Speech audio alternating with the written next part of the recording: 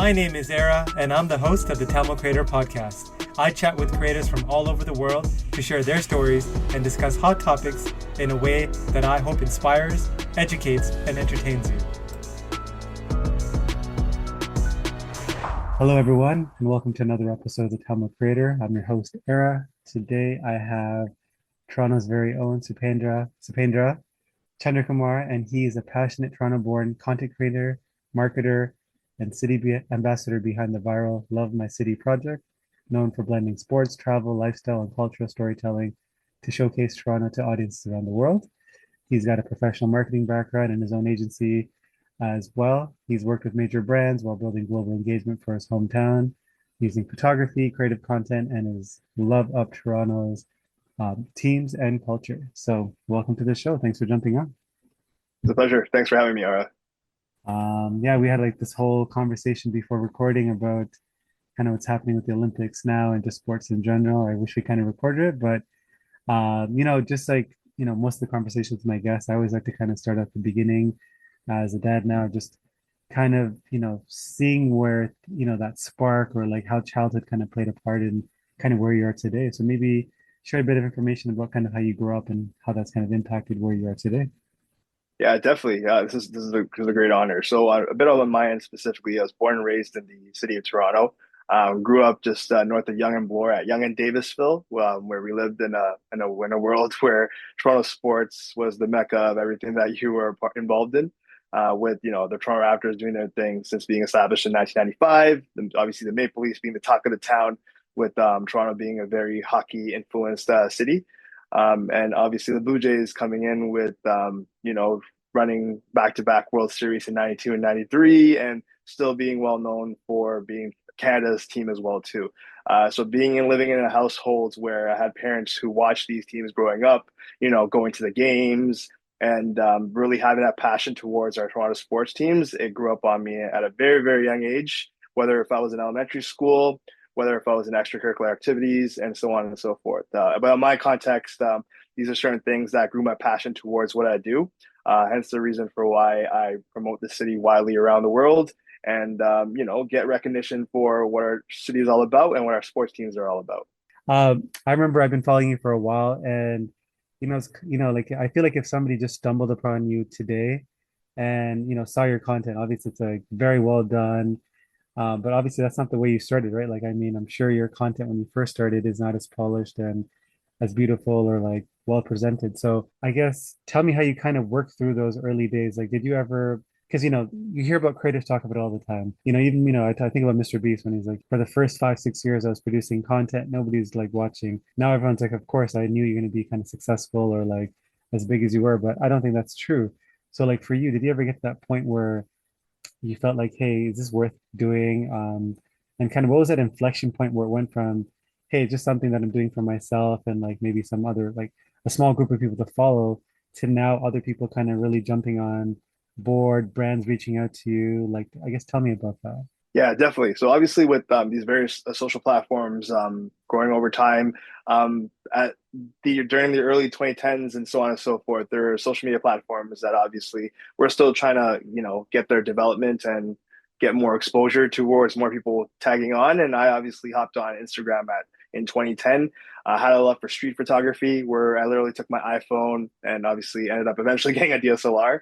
But with my iPhone, literally going around the city, capturing the well-known stuff that our city's known for, whether if it's Nathan Phillips Square, the CN Tower, museum, so on and so forth.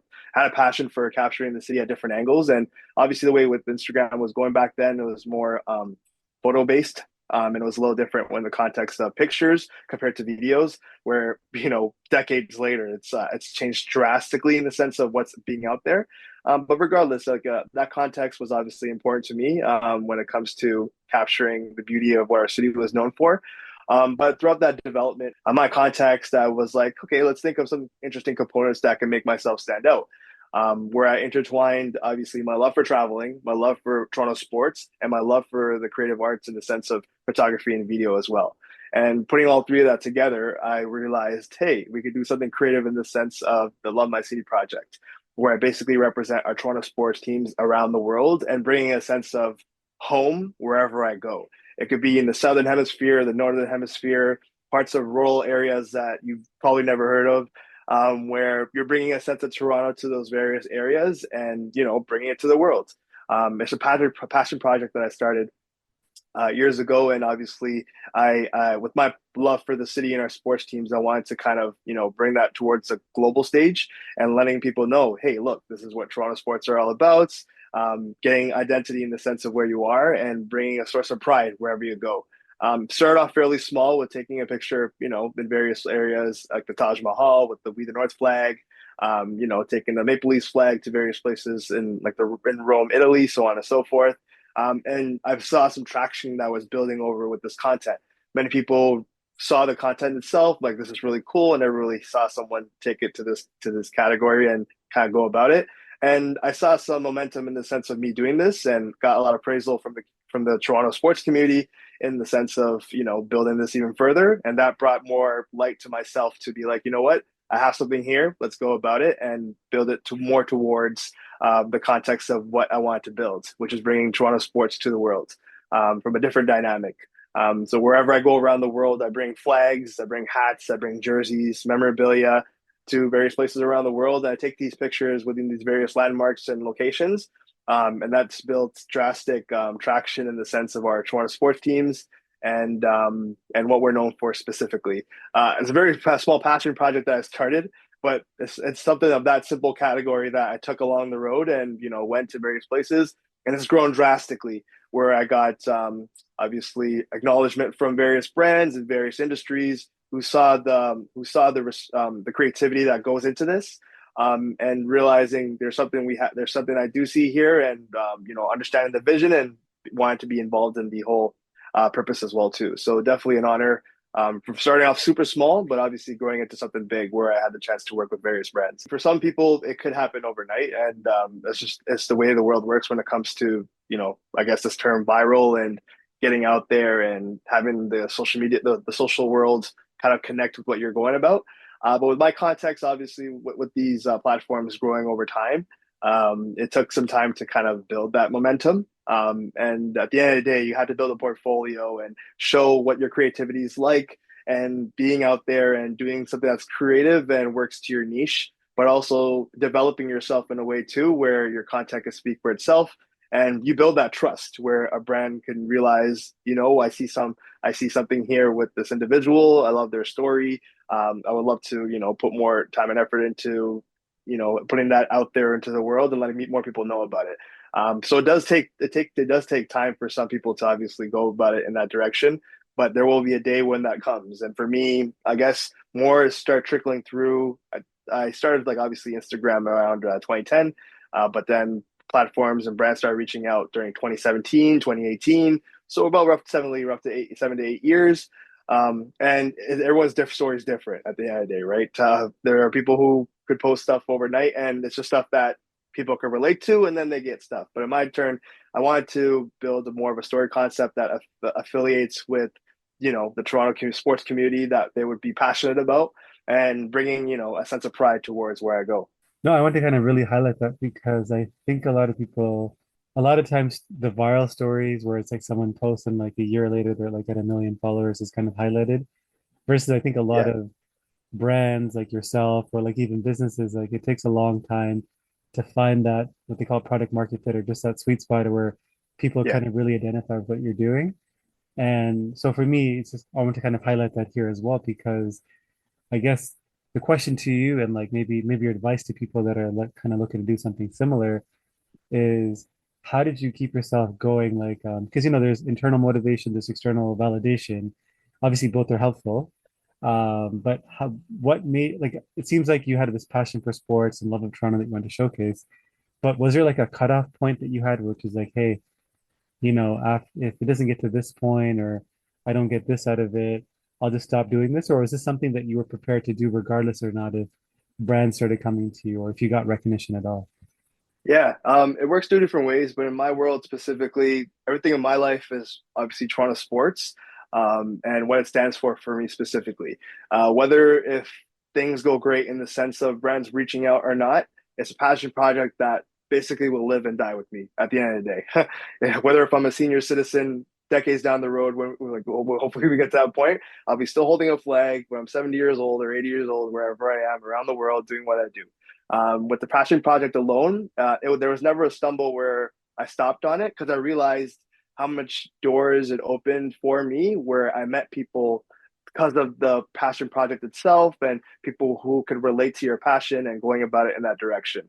But for me specifically, there was a point obviously where you decide, um, can you focus more on yourself as a content creator and obviously put more time and effort into here to see that career grow even further to new heights, or do you suggest to stay back a little below, not put as much time into it and go into a full-time gig where you're working a specific job and you're more occupied with that specifically? So I did have a midpoint in my life where I had to decide, if I'm going in the content creation direction and obviously putting more eggs in that basket, evolving skills, evolving more time valued into that, into seeing it prosper to where it is, or in obviously one direction. So I went towards one that, with that industry specifically, it opens new doors. You're talking to new people. You're reaching new boundaries that you never thought you'd reach before. You're working with brands that you never thought you would ever work before. And luckily, it paid off in that context. But again, you're still growing in this world. You're growing every single day. Everything's changing overnight in the sense of the sports world and just in general with the whole layout of how the social world is evolving over time. If you compare it to what it was pre-COVID compared to what it is now, it's changed drastically in the sense of the visual orientation. When it comes to AI, when it comes to video components, it's more of a video-based type of context compared to a static image, which what it used to be, where you drop a filter on Instagram and that was practically it. Where now it's more the context of, oh, what are your first 3 seconds like? Is it a good hook? Would people catch on to the post? Which ones would do well compared to others? Studying the content, so on and so forth. This episode is sponsored by nobody. That's right, nobody. So if you could be kind enough to hit that subscribe button, that would mean a lot to me. How do you balance between creating content that's like authentic to you versus content that performs well on like the algorithm? I know it's like a black box, that Yeah, algorithm, but like how do you yeah. balance the two? Yeah, definitely. Obviously, at the end of the day, you want to put stuff out there that you're happy with, but at the same time, there are like with the world that we live in, and the smallest organic post does so well for certain purposes compared to something that's a bit more polished, that's scripted, well scripted, that has visual graphics, and we've seen that too, especially with the social media world. And we see the no difference between the organic content that's not too polished up and it does what it needs to do, right? But there's a fine balance of that too, because you can work on one side where you show the creative features because that's what people want to see when it comes to branding side. Look at the editing style. I like the transitions. Storytelling is well done. High resolution content, and in a way that content works. And also on the opposite side, there's more of the organic approach where it's just one shot with a text overlay, and that also has an effect as well too, where people can relate to it, right? So it's in two different components to it specifically. So it's a fine balance on both sides, I would say so. And you also kind of mentioned obviously the world has changed since before and after COVID, but even the last couple of years with everyone's favorite word, which is like AI. And obviously Yeah, the tools are getting better and better. Like I've seen stuff where people are definitely, creating videos, maybe like some are pretty decent, some are not so good, but I'm sure the technology will improve where you can kind of definitely create content, over time. video content without necessarily having to film or get models and do all that stuff. So as a content creator, like how do you view AI? Do you view it as a threat, a tool, something that will help you, hurt you? Yeah. Yeah, at the end of the day, it's here to stay. And this is how it is. Obviously, when people spoke about the internet long before that was in the world, now look at it today. It's everything we rely on, right? Smartphone specifically, it was a device that popped out and that at that era, and look what it has done today, right? And this is another tool it's here to stay, and you have to evolve with it. That's my consideration. So the best thing you can do is using it to your leverage in the context of gaining knowledge from it in the sense of what it's capable to help you out with when it comes to script writing, specific reel or content creation in that context, ideas. What are certain ways I can go about that I may have potentially not have thought of that you would consider, in the sense of leveraging the visual context. If you have to ask about transition content or how you can go about it, these are things that are going to evolve and they're going to continue to get better. So using that to your leverage to make it stand out. Even for like general like static images where you can use AI to fill in certain areas of the photo. Same thing with the videos as well too. There are certain components to it that definitely are helpful, and I've leveraged it over time, and it does make the job easier. Threat, yeah, there's well with that word specifically, there is threats. I would say so, just because there's a lot that's evolving, and we've seen the drastic change within the past couple of years, and these are things that has evolved over time and will continue to evolve. Down the road, the only thing you can do is keep up with the times and use it to your leverage because you don't want to be stuck behind and be the person that's watching it all unfold and denying it all while that's kind of the way the direction that is when with the way the world is going. So definitely use it to your advantage and use it to your capabilities to strengthen your branding and elevate yourself especially. And you mentioned kind of you had this inflection point where you have to kind of decide if you want to put more eggs in the basket of kind of being a creator versus maybe pursuing a full-time job. So is this something that you do quote unquote more full-time? Is this something that you're spending most of your time doing? Yeah, absolutely. So obviously, I'm with this world. The creative world. There's a lot of different components you can go about it. So, running a marketing agency is something I do as well on top of my content creation world. So I do have specific clients and certain people that I work with when it comes to graphic designing, creating video content for their social platforms, so on and so forth. Because obviously, with this world, there's multiple hats you're wearing, so you may as well leverage that to help out with other businesses as well too. So I've worked with brokerages, politicians, law firms, physiotherapy, you name it. So various platforms when it comes to that context. And obviously my content creation world where in a way I always wanted to kind of do my own thing, represent myself, but also use my brand as a platform to have it as a career in the sense of me kind of controlling it all compared to working under somebody that I specifically wanted to head in that direction. And I saw the benefits, and pros and cons to obviously everything.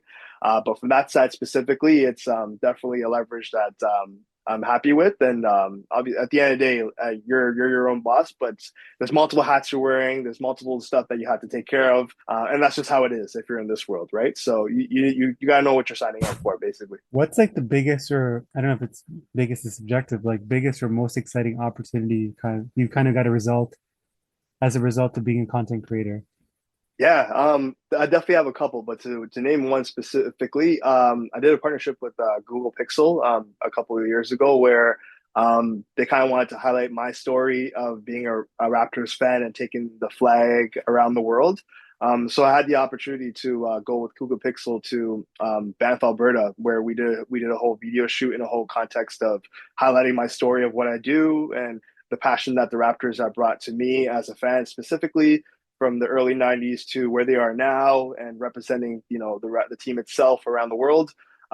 They basically saw the story, they understood the vision, they were very happy with kind of where I go about it in the sense of the Raptors fan, and they were very passionate about what I brought to the table, and we did a partnership from there, and I was very fortunate for that campaign specifically, just because obviously something started off something super small where younger me decades ago would take the We the North flag and take pictures around the world. You know, that's you're starting off small, and people are like, "Oh, it's just one photo, whatever." It's like he's doing his thing. That's cool. But that led to gradually doing it with other teams, gradually posting it in other places, to eventually getting something of that caliber. Where just because I did that years ago, it led to a trickling effect where I had the opportunity to work with such a brand and obviously a well-known brand for Google specifically, right? So having that opportunity again, it's something as simple as holding a flag around the world years ago to obviously leading it to having such a partnership where I had the honor to do so recently with Google. So obviously, me as someone like more on your peer level, seeing what you're doing is like, oh, that's amazing. I'm a sports fan. Like, obviously, love traveling. So it's like what you're doing, like looks amazing externally.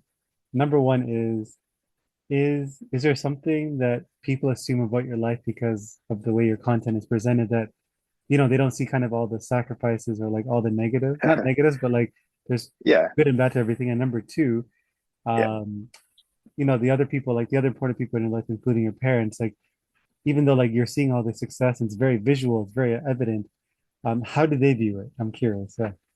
Yeah, definitely. To answer your first point, obviously, when it comes to this world specifically, there's a lot that goes into it. Obviously, overlapping nights where you're working on content, coming up with ideas and concepts, right? Making yourself stand out in this world, especially compared to years ago. Obviously, there's way more people that are in the industry now when it comes to content creation because they realize you don't need a whole production team to make content. You can still make it work in that context and getting your story across. But in my context specifically, it's obviously the time and effort that goes into it. But at the end of the day, if you love what you're doing and you represent yourself, like the sky's the limit, and you're happy with that. When it comes to obviously traveling as well too, I'm very fortunate to travel with my wife or friends, and we go to various locations. And the early mornings we have to get to locations and take pictures with various landmarks where no one else is there, no other tourist is there.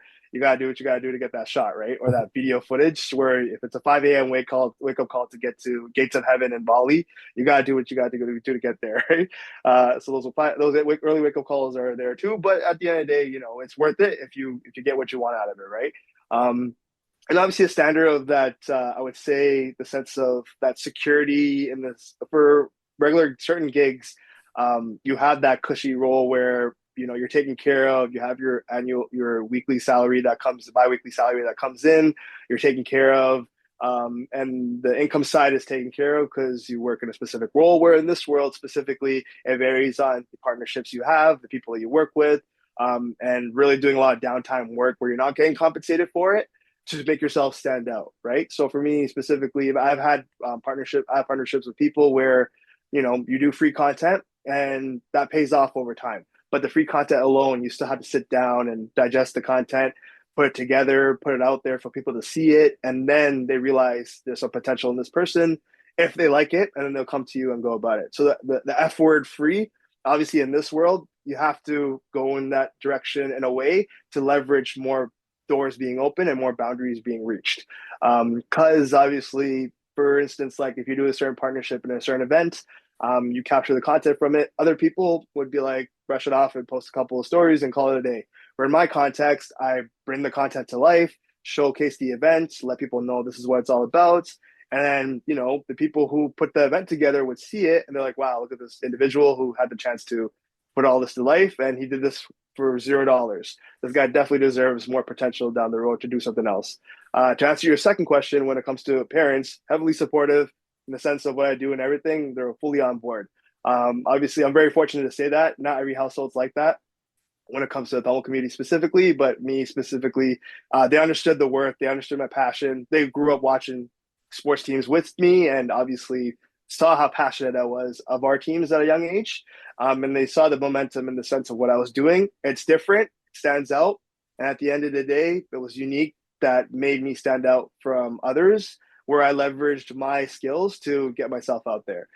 So always full support on their context too when it comes to that, which I'm very grateful for because they could have easily went another way where what, like this is a direction you're going into, but how could it work out from a financial standpoint? How could it work out from a security standpoint?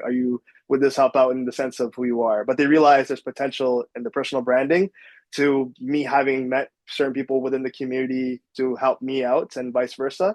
And getting it out there. Obviously, when it comes to that context specifically over time, it's changed. But their support has been heavily, heavily influential on my end.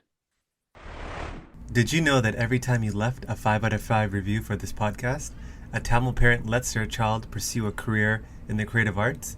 Okay, that's probably not true, but if there's a chance that it is, do you really want to jinx it? Leave a review. Do it for the young creative in you. In terms of, you mentioned your parents are supportive, and I'm sure your wife is as well.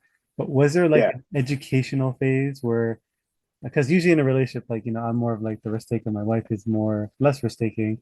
So I'm not yeah. sure if it's the same way in kind of your relationship, but usually that's kind of the case I found.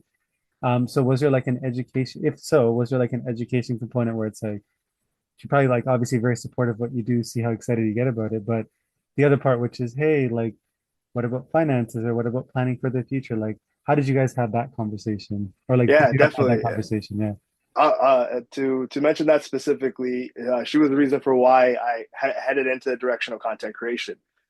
So to answer that question specifically, 100% on board in the sense of this industry and going about it because she understood the passion for it, the skill for it, and going about it. So she is a huge reason for why I took that leap of faith and why I do what I do. So obviously, very fortunate for that context. Because at the end of the day, I could easily, if it were just for myself, I would have, I still would have done it. However, the security side, I'm like, let's focus on, what if I want to potentially land a full-time gig here or here specifically, right? Which I did. And then that led to like resigning and figuring out different solutions and going about it. But full support in the sense of my wife for that specifically and leading into that direction. In the sense of, do this instead, focus on this. How about this idea? Leveraging it, providing storytelling in the sense of, hey, this is a creative component. Try this out.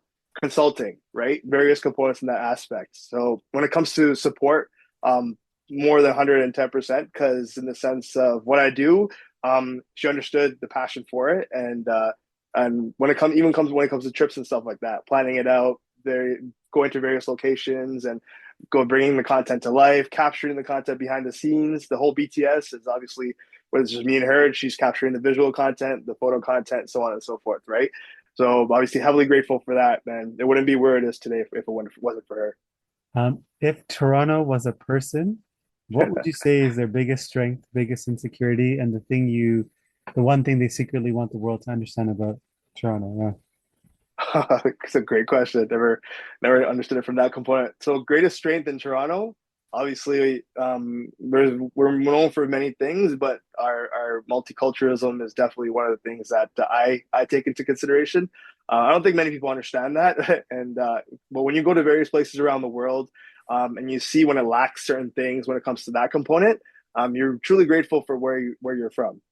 So that context of mine is, I think it's a really cool component within a certain square feet, just above Lake Ontario. You have a city that's evolved from from 1867 and has definitely changed over time to be where it is today. And I would say definitely that's a peak strength of ours specifically. Weakness. Um, there's certain things that we could definitely focus on, even from the political side, when it comes to the way things are run in the sense of evolving the city to be where it is today. There's a lot of things down the line that could have been prevented or could have been done to help it evolve to be more of a world class city. I would say so, right? Those are certain things that I would definitely put out there that could have definitely, when it comes to infrastructure, when it comes to the layout of our transportation system, when it comes to building, housing, so on and so forth. These are certain things that should be heavily, you know, taken care of during the earlier stages, so we wouldn't be dealing with those certain issues right now, which we are, right? And these are certain things that could have easily be prevented if the right direction was made from certain corporations or certain political boundaries and so on and so forth. But obviously, these are mistakes that you learn from, and these are things that we learn from. But over time, it will change, and you see you see solutions obviously being done as well to prevent those things from happening down the road and helping the next generation, right? You want to see the city prosper, right? And those are certain things that I would definitely say are being studied and they're being taken care of to an extent. There are certain things that could definitely be done to go about it, but as we're talking, like obviously red tape and regulations and specific permits and so on and so forth. There's a lot of loopholes you have to go through just to do a certain thing. But I really hope it reaches that point where we could definitely be happy with those certain tasks being checked off. I think we need to take a page from Singapore playbook as we talked about, right?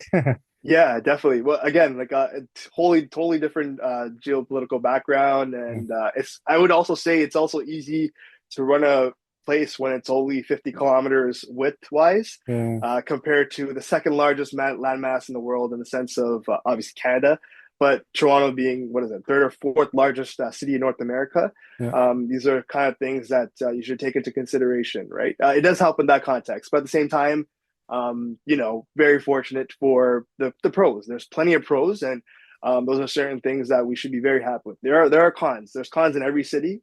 Every city around the world has cons, but at the end of the day, the pros are obviously what you take into pride and you should be very passionate about because it's where you're from, it's what you represent, and it's what you should stand for. Where do you see yourself, I guess, personally and professionally in like the next few years? Like say Yeah, 5 years, definitely. Yeah. Definitely. I'll definitely be continuing to fly the flag around the world with what I do specifically. It's a passion project of the mine that I started in my early teens. To be what I'm doing today, it's definitely that and that consideration. Maybe down the road too. Obviously, I look forward to leveraging and elevating the content world specifically. But 3 to 5 years from now, a lot could change in the sense of the social media platforms with how things are going off with certain topics or leveraging certain softwares, leveraging the tech side of how things are done, right? Certain gadgets when it comes to hardware didn't exist back in the day to it exists now. And taking advantage of those things. For instance, like, the Meta Ray-Ban glasses, those things of the past didn't exist. And now they do, right? 360 camera, really cool feature to take advantage of that context of it. AI specifically, we did talk about that. That's going to evolve definitely down the road. So in the sense of keeping up with that too. Myself specifically though, obviously leveraging off those platforms. If I want to go into different industries and kind of take a touch for it, I will consider it in the sense of if it's apparel based or kind of starting a little like a I guess a passion project of getting more people involved. That would be an option as well too. But yeah, we'll see where it goes from there. how connected do you feel to the Tamil diaspora today? Like how have they impacted your work or like just helped you kind of get to where you're today? Yeah, definitely. Obviously, with the amount of double diaspora that live in Toronto, specifically the GTA, it's growing rapidly and it's growing tremendously. And you see the decades of difference as well with our community as well. Me specifically being involved in certain organizations, being involved with peers within the certain community, it's definitely leveraged that. I myself am very passionate about my ancestral roots from where I'm from, where my parents are from kind of a huge reason for why I do this specifically. It's more the context of obviously paying homage to the city of Toronto, but also being a passionate Tamil Canadian who's doing this as well too. In my context specifically, that's something I really definitely put out there and letting people know that I'm a proud Tamil Canadian who's passionate about my ancestral roots, where I'm from, my immigrant parents immigrated from, and bringing that into life and telling the story as well too in the sense of second generation, first generation Canadians, the amount of an influence we have as a community, but seeing also the impact we've had within the generations we've been in this country, right? You see the tremendous growth, and you see various people in all these different industries, going about their direction, but also taking it to new heights. And that's something I'm very passionate about. But obviously, within my community specifically, it's something that I definitely put out there to let people know where I'm from, what I stand for, and having the honor to represent certain organizations when I used to work with them before. If you had a chance to speak to 16-year-old Supendra, like what would you tell him? Yeah, on my context specifically, I would let him know, the world is your oyster. You do what you got to do to make yourself stand out there. The way my brain operated when I was 16 was way different compared to what it is now. In that world I lived in at that time, I wanted to get into banking or get into going to accounting and so on and so forth. But I always had an eye for creativity. I always had an eye for Photoshop. I always had an eye for the creative components and kind of leveraging what I liked also with sports. And I had the privilege of, doing various things throughout my time. But if you were talking to myself when I was in grade 10, there's a whole different context of the way the world is evolving compared to what it is now. But for me specifically, it's more the context of being authentic to yourself, um, you know, understanding your craft and definitely investing more in it to leverage more off your craft. And at the end of the day, making sure you keep your bridges healthy with the people that you meet down the road, because you never know who will come down and help you, or you could be of help to them and execute your career even further. So those are three definitely pillars I would consider letting my younger self know. And then I guess finally, like in terms of your personal legacy, in a few sentences, like how would you want to be remembered by your friends and family? Yeah, definitely. I would lot in that context. I would definitely say probably the most passionate person that cares about the city of Toronto. It was what a sentence that I would consider when it comes to that specifically. Just because you want to be known when the word Toronto pops up, what else represents that? I know a friend who's super passionate about Toronto sports teams. He loves the city and he's very passionate about where he's from. So those are certain considerations that I would consider when it comes to that. And that's something that I will continue to check off for as long as I live. Well, that's a good segue into the final part of the podcast. It's like a fun speed run. I like to call it Creator Confessions. I'll basically give you a statement, and you're going to give me, I guess, the first answer that pops to mind. Ready? Let's do it. All right. Favorite Tamil food? Uh, I like medically sapade, so definitely say my mom's medically sapade for sure. If there's like a fire, flood, or something where you only have a few minutes to kind of take two things with you, what would they be? Oh man, that's a tough one. Not people or Two pets. things. Yeah, Two two things. things. Well, it's kind of tough if you live in a household with a lot of jerseys and flags and stuff. But I would go towards the heart. This is very tough. Definitely one of my Love My City jerseys. Since we're on the topic of that, I'll definitely need one of my Love My City jerseys and my camera. I'll definitely take my camera as well too. To you still need that to capture content, right? So I would definitely do a DSLR and my Love My City jersey for sure. One of them. Something that scares you. Uh, Not a fan of rodents. That's Insecurity just one that of you the have. insecurity that I have. Uh, Insecurity I have. Oh, that's a tough one. You should probably know your insecurities. um, let's go back to that one. Oh, Favorite TV show you're watching? I enjoy my childhood shows, so I would say Arthur. Right there. Yeah, Place you're itching to travel to. Antarctica. A fellow Tamil creator you want to give a shout out to. Fellow Tamil. Sundar V. Sundar V, really cool guy. Let's give some recognition to him. Yeah, shout out to his sold out show recently. Yeah, big for him. Um, That's huge. Favorite childhood memory. Favorite childhood memory. My dad and I going to Blue Jays games as a young kid and soaking in the Toronto sports team at a very young age, and being passionate about what our team or what our city was known for. Favorite movie of all time. Uh, Favorite movie of all time. English, I'll definitely go. I'd say Shawshank Redemption. Yeah, for sure. What about Tamil if you have one? Tamil, I would say. Ooh, the list goes on. I'm a huge fan of Asudan. I'd say Asudan's a good movie. Yeah. What's the decision you've been putting off for a while? What Things, about addiction? Addiction for like certain foods or something too. yeah, like it could be like not eating Sure. So I sugar would say anymore. cutting off sugar. That's Yeah, a big one. that's my I'm a big big one sweet too. tooth, so I would say cutting off sugar is definitely one of them. I've been saying that for 2 years. I've cut down my sugar by a lot, but it's still there. So, It's tough. It's tough. but It's very tough. I love, yeah, sweet tooth is very, very intense. So, yeah, cutting off sugar would be great, but it's tough. It's tough in the Western world. what's something that you were wrong about? Either intense. Got me thinking on these ones. Uh, Part therapy, part fun. I don't know. That's a tough one. I'm sorry. That's okay. What's a Yeah. purchase you've made recently that you splurged on, but you have no regret about it? Um, Definitely my Sony A7 IV I bought recently. Bought brand new, and I always take care of the hardware I have. So, and again, at the end of the day, it's an investment, so I'm no issue with that. Pet peeve of yours. Uh, Definitely finishing your food. You always have to finish your food. Whatever food you take on your plate, it should be done. I'm not a huge fan of not wasting food. You shouldn't waste food. If you knew that you were going to die tomorrow, a regret that you would have. I would say not spending more time with loved ones, even though I do a lot, but more time. A person whose life you'd want to experience for one day. Ooh, that's a cool one. I would definitely say there's so many, but if I had to choose Ronaldo, that'd be kind of cool. I'm sure he lives a very lavish life. A book you've read or a podcast you've listened to recently that's had an impact on you.